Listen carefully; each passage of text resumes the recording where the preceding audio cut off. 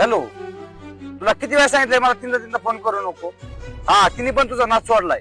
ती खुशी आता माझ्यासोबत संसारात. हा, परत फोन करू नको. हा, ठेव. ऋषी बाळा, कुणाचा फोन आहे रे? कुणाचा आधी मधी रात्री अपरात्री पण तुला आता फोन येतोय. तू सारखा चिडवतोय. नेमकं काय झालं रे बाळा?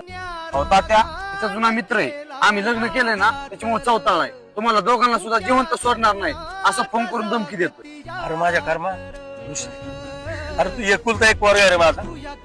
डूब धरलेला साप आहे ती.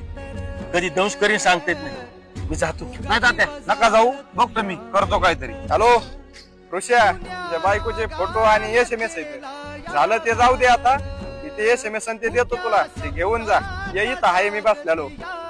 हा, बोला ना दादा. काय आलास? हा ना दादा, द्या ना तेवढे फोटो. आता काय झालं गेलं विसरून जाऊ सगळं. सरलास? तुला फोटो पाहिजे काय?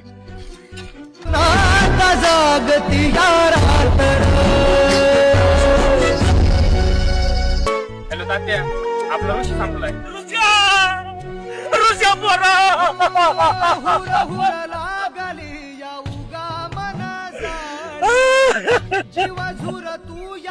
काय दोष आहे माझ्या पोराचा?